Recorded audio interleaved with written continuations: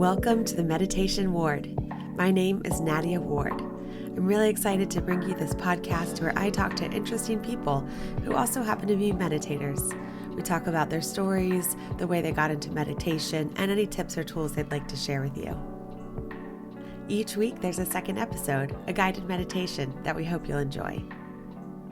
If you would like to start your own meditation practice, we would love you to check out our course, Exploring Meditation, a 7-week course designed by me, Nadia. Each week you learn new tips and tools and how to create your own personal meditation practice that works for you. Follow us at The Meditation Ward on Instagram or go to the website themeditationward.com. Sign up for our emails and check out our courses. And now, on to the episode. Hi everybody, welcome back to the Meditation Ward. I am Nadia, and today we are very lucky to have Dianna Smith on the episode. Dianna is the founder and creative visionary behind the Good Life lifestyle brand Hadobody. Made in America, her products integrate energetic intentions with sustainability and comfortable garments. Hado means the first vibration in nature. One of Dianna's inspirations is Nikola Tesla, so I found this quote: "If you want to find the secrets of the universe, think in terms of energy, frequency, and vibration." Thank you so much for being here, Dianna. I love, that's one of my favorite quotes. Thank you for starting us off with that. Yeah. What brings you to the love and learning about Nikola Tesla? My day job, I'm in finance, and so anything to do with technology or history and energy vibration. So on one hand, it's just the fascination of his genius and brilliance and some kind of different behavior. On the other hand, I'm also passionate about energy and vibration and frequency, because when it comes down to it, we're all atoms and molecules just vibrating around. And when we can understand that and apply some of those simple concepts, I think that we can actually enhance our energetic vibration. So understanding that, and he had a fascination for numbers, and I just think he's brilliant. So Yeah. I'm fascinated with everything, and extend that to then Elon Musk and the Tesla, which the icon on his cars is actually the original Tesla energy power. So if you hadn't put that together, it's really kind of neat to see that. That's cool. Yeah, and so your clothing brand and lifestyle brand is also about lifting those energetic vibrations for people with what they're wearing and using daily. Absolutely. Yeah. And it all started, so kind of going back just a little bit, so again, I'm in finance is kind of what I do for a living, and my day job, very stressful. And I'd always, in my early 20s, I lived out in Arizona and California. So I got some kind of introduction to, positive thought, positive thinking. Marianne Williamson was kind of my first entree. And I'm like, this is so cool. You can kind of get in a better mood if you, do some of these things. And so fast forward, in finance, it's a very male dominated industry, and I was building my business and a lot of other stressors, single mom, kind of all that. And then we had the great financial crisis in 2008. And shortly after that, I was diagnosed with breast cancer. And my doctor asked me if I wanted to have an energy healer be on my healing journey with me. And I didn't know what that was, but I said, of course. And her name is Ursula. I started working with her in 2010, and I have studied spiritually with her ever since then. And she actually moved back to Germany, but we still work together, and we're light workers. And so she'll provide some guided meditations, and I know we're going to talk about that later. But I've studied with Ursula and really learned a lot more about the 7 chakra system and about our bodies and our energetic bodies and the whole 9 yards. So I came to this conclusion, to answer your question, that if we all really understood how magnificent we truly are and what powerful creators, co-creators we are, then that could solve a lot of our own personal issues or a lot of societal issues as well.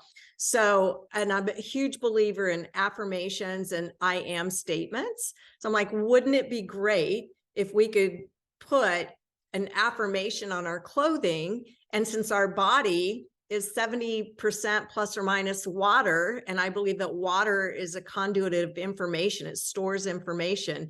So we're basically imprinting a positive affirmation on our body, or programming the most powerful computer that we have access to. So that was the genesis of Hadobody, and that's why Hado, meaning first vibration. If you pull out your top drawer and take out some undies with the positive affirmation that you're wearing close to your body, then you can feel good. Like literally, I'll pull out and I go, oh, I am brilliant, because each affirmation is aligned with the chakra. So like the heart chakra is, of course, I am love. So you pull out your undies for the day. Oh, I am love. You put them on and, you think about it throughout the day. So it's just a great way to start your day. And My so favorite, that was kind of the, my yeah. favorite is the hoodie. I think it said I am divine on it. I was like, I need a hoodie for the fall. And I loved that. Yes, you do. We'll have to take care of that. So I am divine is in alignment with the crown chakra. And so, so we picked an affirmation that we felt was an expression of that particular chakra in the 7 chakra system. So that one's our root chakra, our crown chakra. And then with each chakra and with the clothing line, a percent of the profits go to a charity that's aligned with that particular chakra. So for example, divine, one of the symbols for the crown chakra is a bee. And so we've partnered with, Sarah, the bee girl. And she does a lot of work on pollinators in terms of trying to help them replenish and rejuvenate their populations and help them out that, with all the EMF out there, they're having a little bit of a hard time. So we think her work's really important. So when you would purchase a divine, I am divine hoodie, a percent of those profits go to Sarah the Bee Girl. Wow, So, such an amazing company that does so much good work. Thank you. Yeah. Thank you. For the Appreciate inside that. for yourself, but also mirrored to the community and to the world on the outside. That's really cool. Yeah. Yeah. And that's the whole thing. It's got to be, we care. We actually really care about everyone and our customers and our future customers, and that's, I believe, reflected in the clothing and how we treat everybody that we work with across, throughout our supply chain and so on and so forth. That's really important to us, to be full circle, as holistically, positively powerful as we can. Yeah. So I'm vegan, but some vegans won't eat honey, but I am down with honey because it's also like Good. supporting the bees, and they need to be repopulated, and you're helping create homes and space for them to do their work and to thrive and to help save like vegetation and the world. So Yes, I think it's like important to have bees and to 100%. support them with their honey. 1 out of every 3 bites of food that we take has been pollinated by a pollinator. So it's really, really important for our food supply and our ecosystem. Yeah. Very much so. Glad you do the honey. It's good Yeah. food. I also loved how you talked a little bit about water. One of my favorite books, The Hidden Messages of Water. I don't know if you've seen that book. It's so beautiful. It's so beautiful. And there's more and more work done about water that it's so powerful. I'm reading a book right now called Dancing with Water. It's really great. And it's about the, how the molecular system, especially when it gets in a vortex, becomes the very similar molecular structure of a crystalline crystal. And it's just really fascinating, all the work. And that's another thing that I really wanted to do with Hadobody is like, and I love what you're doing, Natalie. Nadia. Nadia, you're Say good. it, Nadia. Okay, now I'll get it right. So I love the work that you're doing, Nadia, because there's a lot of these concepts that, years ago were maybe considered woo-woo. And what's happening now, one of the things I see in my work is that technology is allowing science to catch up with spirituality. And you can measure the benefits of meditation on your whole mind, body, spirit. You can measure the physiology of that. And so a lot of these principles that have been ancient wisdom are really being validated by science in today's world, which I think is super cool. Yeah. Water. Tell me your thoughts about water. Yeah, I was actually about to, because I think if people haven't heard, well, first of all, I need to drink more water. I don't always drink as much water as I should. But for people that haven't seen the book, The Hidden Messages of Water, there's literally like close microscopic photos of water that are put near different kinds of music, different kinds of affirmations, different kinds of TV shows, speaking to the water angrily versus speaking to the water with love. And it shows the structure of the water actually change. And the beauty that occurs with the positivity. And then we're created over 90% of water. I can't even remember how much water we're made of. But if we're telling ourselves these positive things and surrounding ourselves with positivity, like is one of your platforms and what you offer, our whole molecular structure is more beautiful. Absolutely, 100%. And so I believe that book was written by Dr. Emoto, and he's a PhD, and a late Dr. Emoto, PhD out of Japan. And so that's the big part of Hadobody was founded on that whole premise in terms of his famous rice experiment, where he put rice in a jar of water here, and a second one right next to it, identical. He put "I love you" written on one jar, "I hate you" written on the other, had his students come up and gaze lovingly at the "I love you" jar and hatefully at the "I hate you" jar.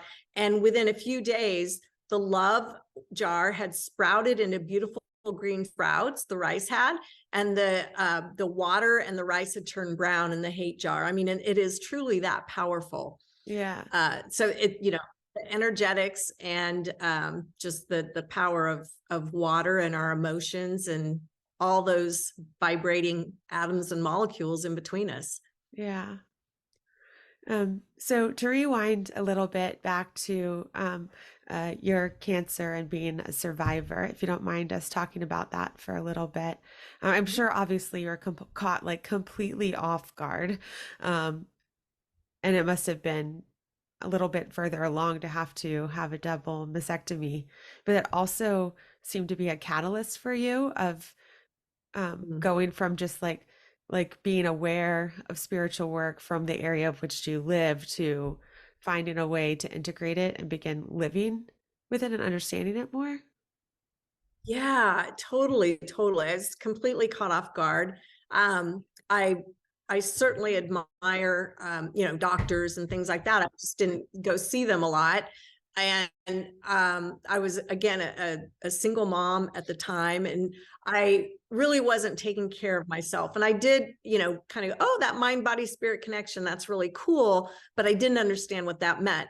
And to the point where I was making sure that my daughter was taken care of, building my business, and to the point where I didn't plan a lunch. I'd get hungry. I'd go find a stale potato chip somewhere. I didn't think about how much water I was drinking, and so, and young enough that I didn't feel it. I felt pretty great. So when and this is one of the messages that I have, because I was putting lotion on in the morning and I'm like, oh, I feel something. And it wasn't a lump at all. It was like a little pimple. I'm like, well, it feels like a pimple. It didn't go away in a few days or whatever. And so I thought, it's October, I'll go to get my mammogram done. And I walked in and I'm like, hey, I went on my lunch hour and I'm going, okay, I've got a little pimple right here. And they're like, oh, did you get a prereq? And I'm like, no, I didn't know I needed one. I'm like, yeah, you do. And I was like, well, I'm here. So they were great. They got me in that day. They did a sonogram on it. And then that was on a Tuesday. on Friday, I was putting in a trade at my desk at work, and I saw my doctor, her name come through my phone. So I picked it up, and she told me I had breast cancer. And I I talked to her, put the phone down, finished up my trade, cried, put my head on my desk, and then went home early. My fiance at the time was knew something was wrong because I was home early and I had a client event that night. So I called my partner, Scott, and I said, hey, I got breast cancer. Can you take tonight? He's like, yeah. And he and I have worked together for over 25 years. So that was the beginning of the journey. But I would say, and the interesting thing, I actually caught it pretty early. So it was stage 2. And the reason I had to have the one of them removed is the placement of it. It was at a spot where they had to take the whole breast. And I'm really glad they did, because there was another suspect spot up towards my lymph nodes that they were going to watch, which when I hear that from friends that you talk to or whatever, it always makes me cringe a little bit, because I'm so thankful they took the whole thing. And my philosophy was, I'm going to take them both off, get new ones put on, and kind of go from there. So, and that truly, to your point, was the beginning of, the first thing Ursula told me is that I operated with 100% male energy. So I was like fighting the good fight every day, and high stress. Yeah, all the time, you even finished the work that you were doing. You're like that, like yeah, yang energy, like push, push, push. I have cancer, but I have to yeah, finish this. I can't react until I'm done with my work. that's right. That's right. And so I work on every day bringing in that feminine energy. And I have found that when I can balance the masculine and the feminine energy, I'm a lot more powerful, and the work that I was pushing for actually comes a lot easier, and it's a lot better, and people like me better because I'm nicer. So, and balancing that male and female energy, I think, has been really helpful for me. Yeah. And that the part that helps me with that the most is meditation. I know we're going to talk about that. Yeah. Um, I I was thinking, like, sometimes I wish it was called something different than masculine and feminine energy. And I was like, well, it is. It's yin yang. Like, it is different Yeah. words, but we translate it into masculine and feminine. And I think that that can just kind of be kind of harsh sometimes. Like, yeah, that like people need to be more like feminine, or masculinity needs to be like lessened and comes across as like bad and needs to come down. I just like wish that it wasn't so gendered. Yeah, I hear you. And when I've talked about it before, I typically will say this isn't a male or female, it's just a type Yeah. of energy. It's like left brain, right brain, right? So your left brain is here to get it done, take charge, find a solution. Your right brain is more creative, more collaborative, more let's work on it. Let's talk about it. Let's put some love around it. So I really, from me, I think of it kind of coming in together like that. Yeah. And the point is to find balance between the two, um, to be in Yeah. alignment, as well as your chakras that you were talking about. Like, you could have a really strong chakra at one point in the day, and trying to balance it out is where you're going to be most even and in alignment. Um, yeah, it's just like hadn't really thought about that so much before, that the naming it masculine, feminine can be a little Yeah. uncomfortable probably for some people that are trying to understand and come to terms with like what that means. Yes. Yeah. Yeah. I hear you. I hear you Yeah. on that for Yeah. sure. Especially in a time where we're changing and open up to so many gender identifications. Yeah. Definitely things are fluid, and there's a lot more possibility kind of in every area, it Yeah. seems. Yeah. Fun chat. Fun little Yeah. sidetrack. Yeah. Amazing where things can go. Yeah, so Definitely. when did it start to shift from this healing that you've done with Ursula, who, by the way, if she wants to be on the podcast, I'd love to talk to her, Oh, into I'd love creating a that. whole entire clothing brand? And you should quit your finance job now. and just keep creating this Uh, beautiful yeah, clothing. thank you. Thank you. So my mom, we grew up fairly meager means when I kind of out in the country in Kansas. Oh, And my mom, all of my clothing.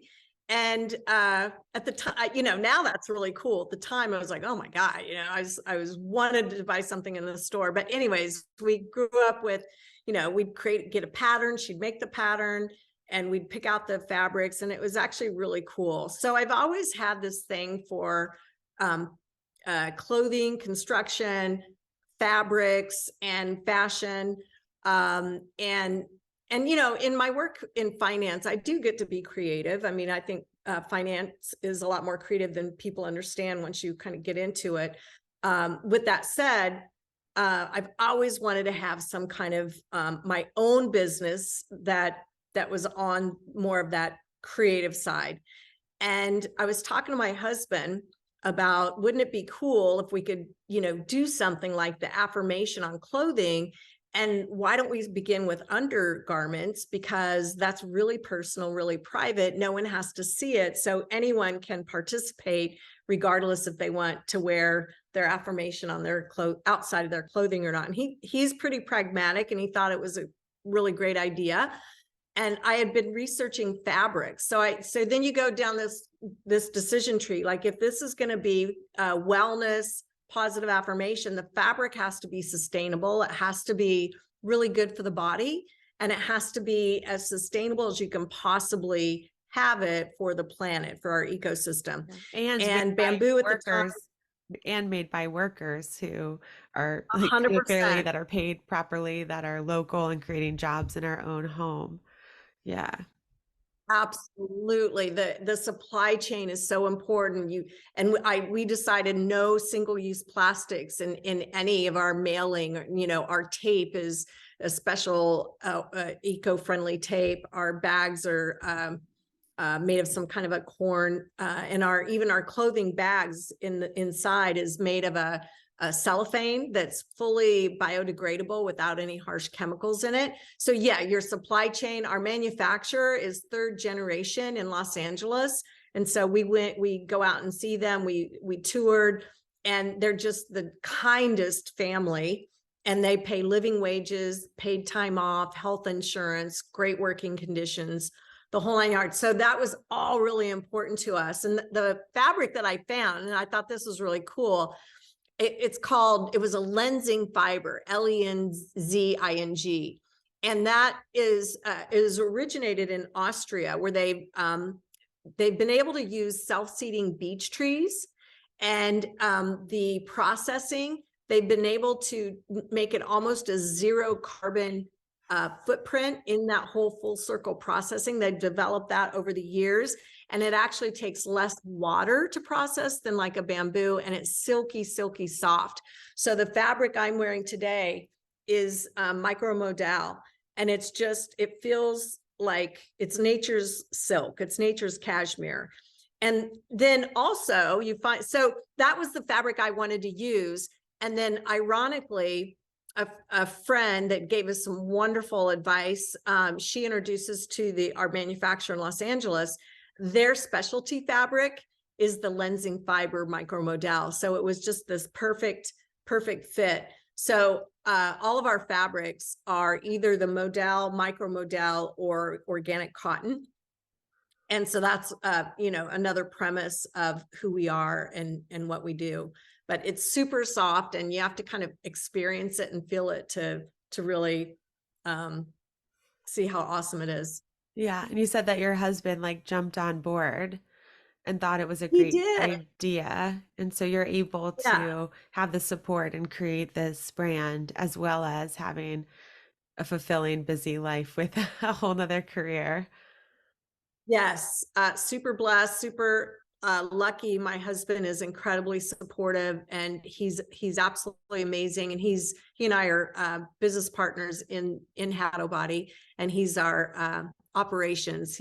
He does pretty much everything behind the scenes except the creative and advertising and things like that. So Yeah. So yes. I mean, I want to talk to you about meditation. Maybe this will be part of it, but where do you get the energy? Oh, meditation for Okay. sure.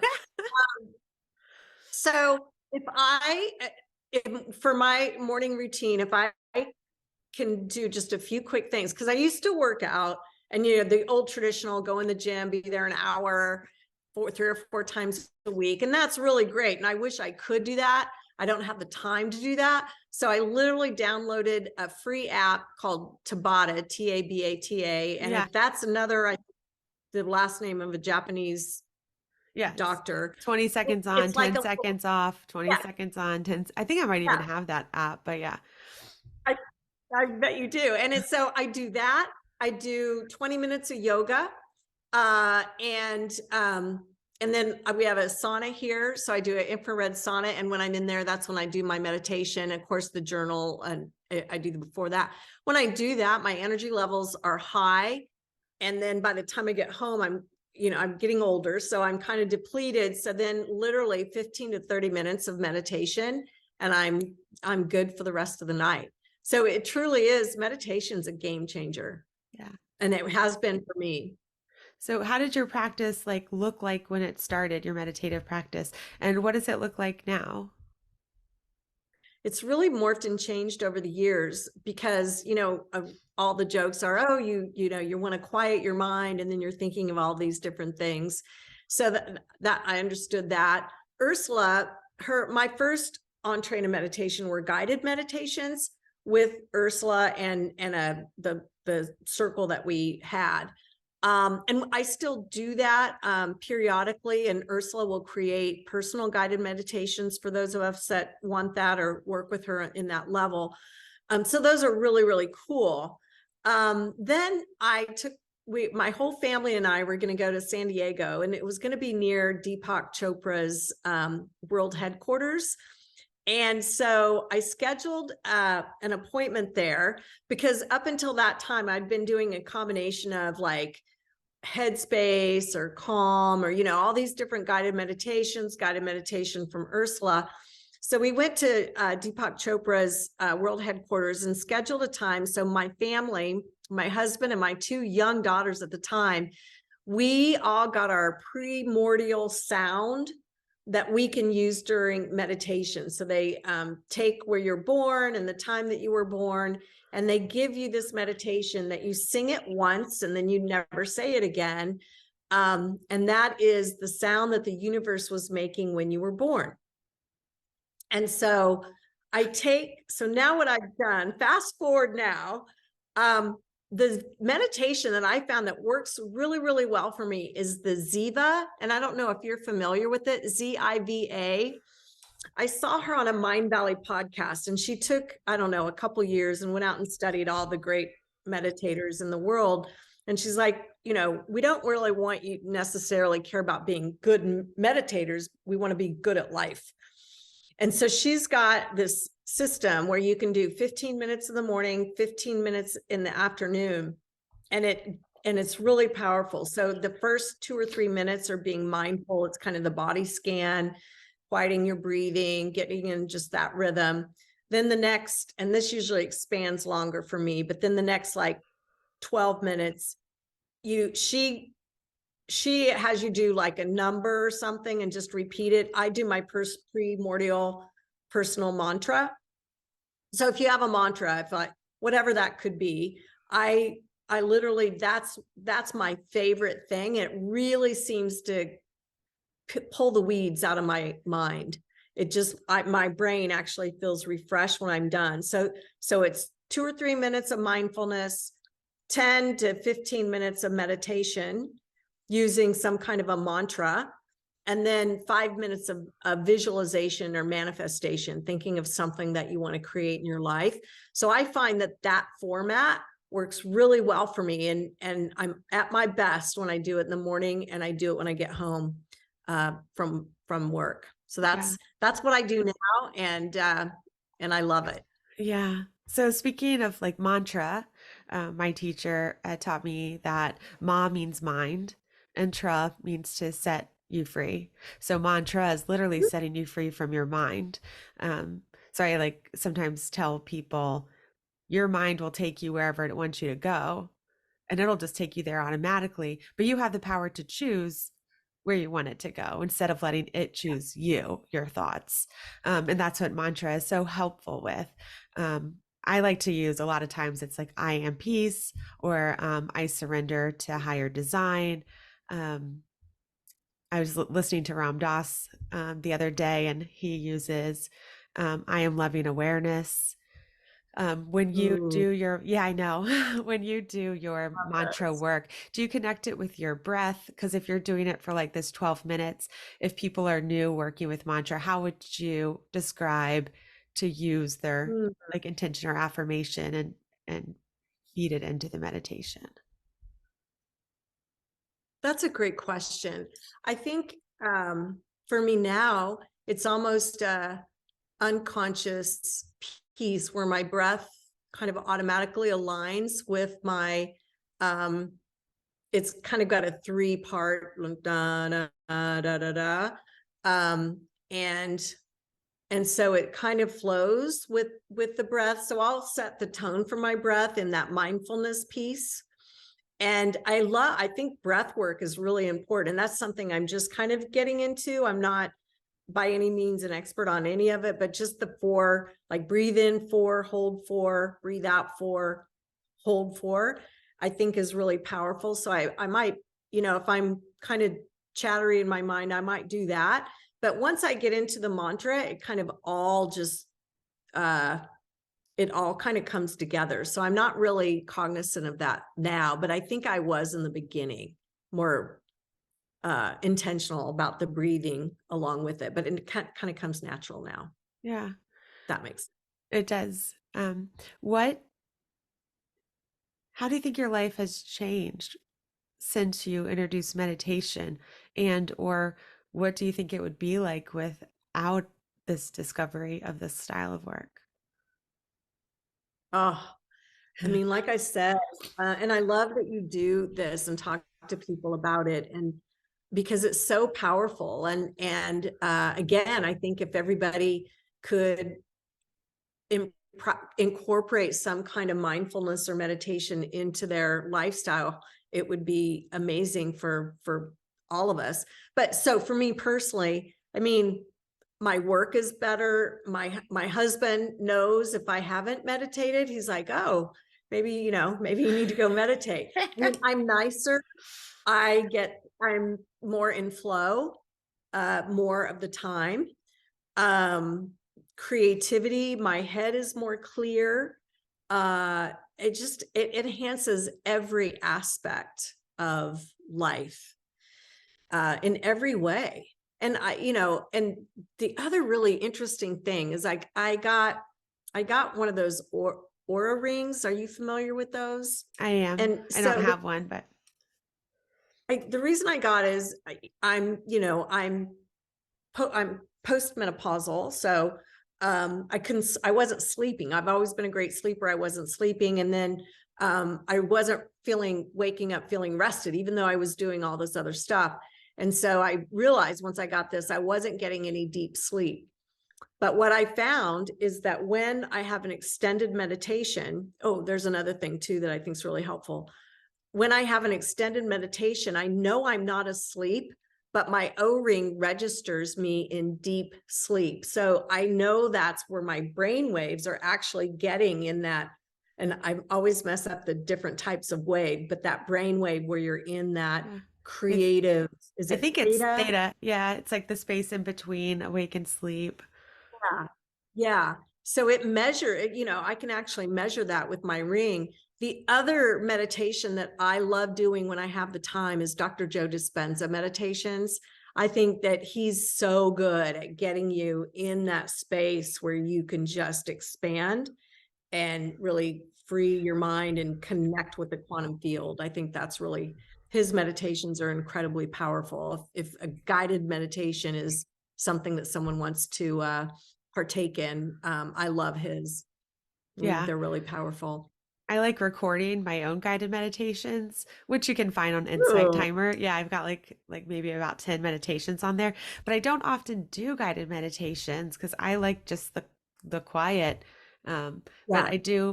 I would like to open myself up to more occasional guided meditations because I think they just teach you new skills and open up your mind in different ways that you might not have considered moving in or pulling in from different areas. You know what I love about you doing the guided meditation in your own voice is that you're speaking to yourself in your own voice.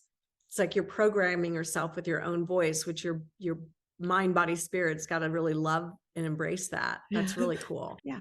And then what about your husband, your children? Do they meditate or take a part of it? So, um, we'll start with my daughters. I'm working on both of them. They both have their primordial mantra, right? And it's personal. So I've stored that for them when they're ready to really use it. I think they're both probably in the mindfulness phase right now, just trying to, maybe breathing is a little easier for them, more in a guided, like a headspace or a calm. So they're not as in it as I am. But here's an interesting. So my daughter Lily is third year at Georgia Tech, and just this Tuesday I went to speak to 100 young women in the Society of Women in Business at Georgia Tech. And I was going to position it as finance. And they're like, we have all the big banks come and talk to us, and we hear that, but we're really more interested in Hadobody. So I kind of said, this is my story. I'm in finance and I got this diagnosis. And then I went down the spiritual path and I created Hadobody. And I turned that into women and venture capital and women entrepreneurs and so forth. And talked about meditation. And, I go, who does any breath work? Who does any meditation? And I was really pleasantly surprised about how many of the young women do have a meditation practice, like a really seriously deep one. So I love that generation. And I think that they're definitely more mindful and aware.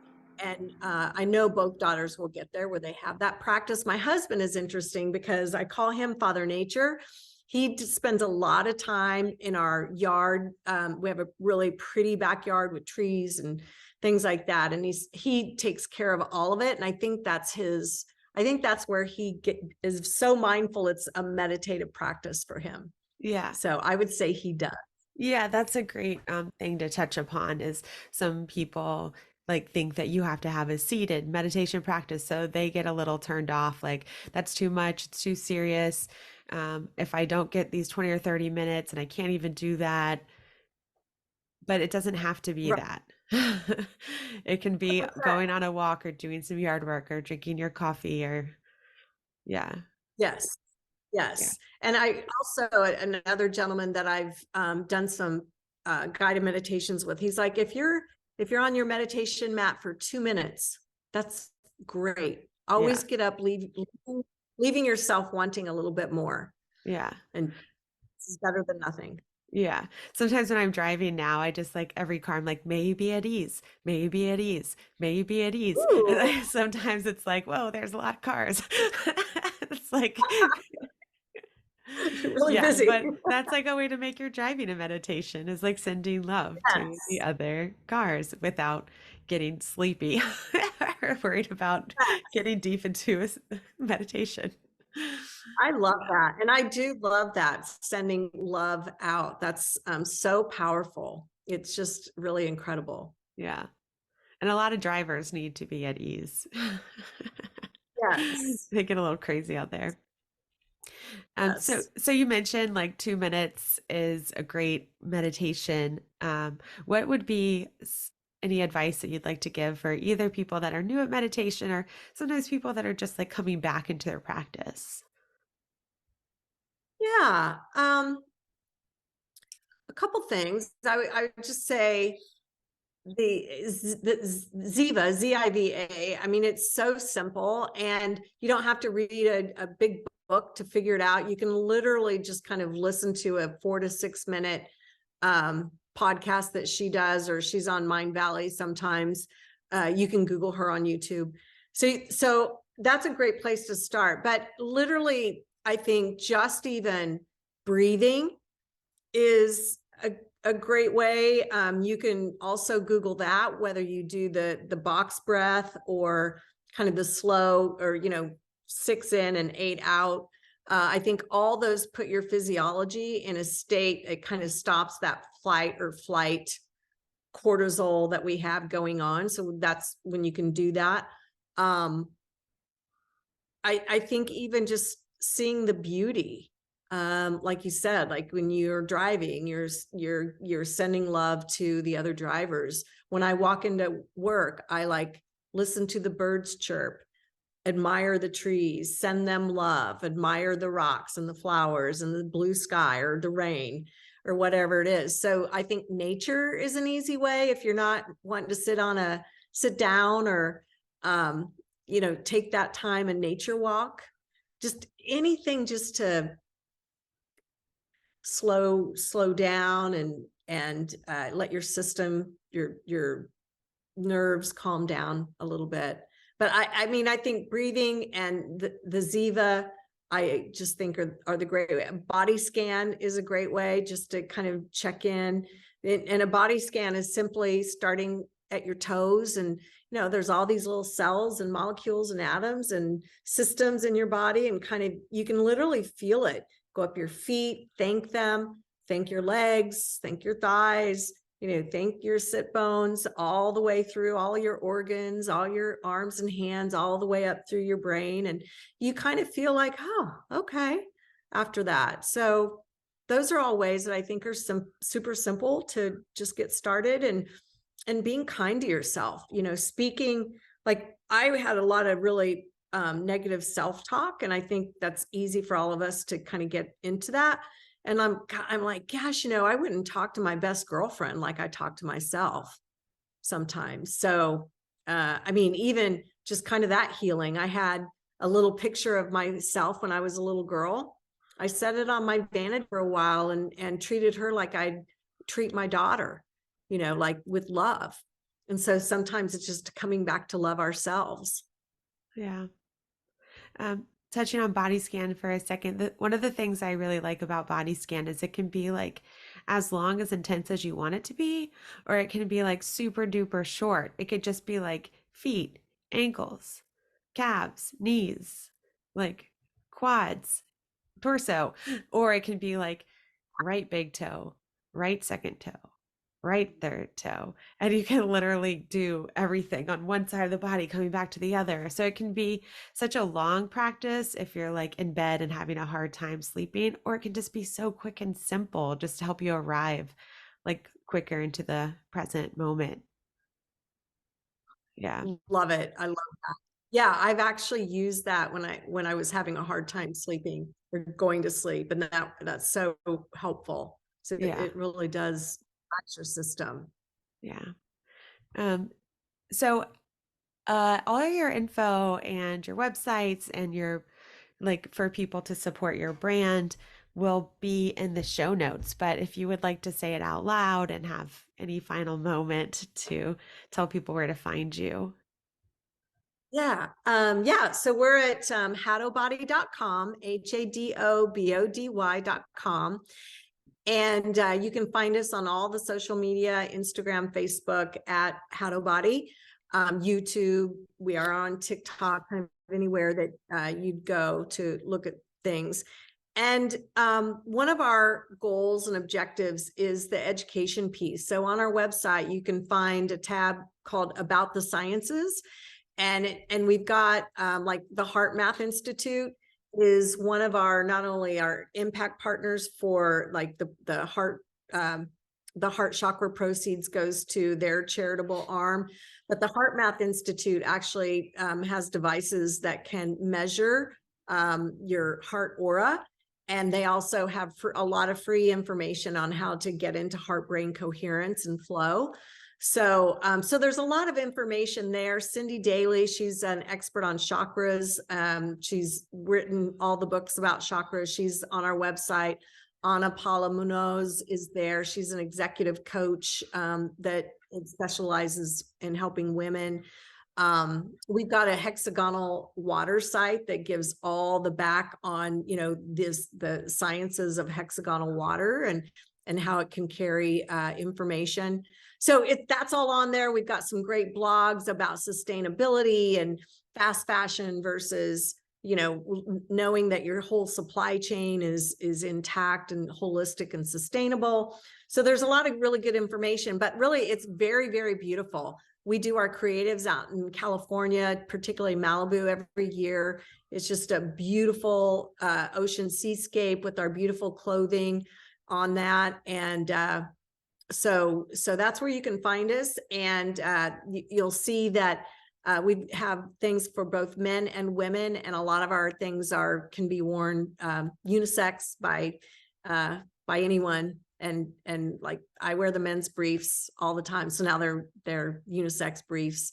So it's really easy to wear. It's great travel companion because it just literally when I was in Greece, this is my travel outfit, and I can get off the plane 16 hours later and look like I just got dressed. It's just really remarkable, and that's after sleeping. So it's easy and fun to wear. Yeah. Yeah. Well, I'm so happy for you to be able to fulfill this part of your life and your being. Yeah, and thank you so much for sharing it and all that you do. Yeah, really gorgeous. Thank you. It's my pleasure, and thank you for everything you're doing. I mean, with the yoga and the Reiki, and then just bringing on experts like you are in meditation and all these different modalities is so important. So thank you for the work that you're doing. It's really, really important. Thank you. Well, let's stay in touch, and thank you for being here, and I hope you have a great rest of your day. Thank you. You do the same. Thanks. Have a great weekend. Thank you guys for listening. We hope you stick around for the meditation on the next episode. If you're interested in wellness coaching through a meditative lens or starting your own meditation practice with accountability, check out themeditationward.com. Give us a follow on Instagram @themeditationward, and please review us, and share with your friends. See you soon.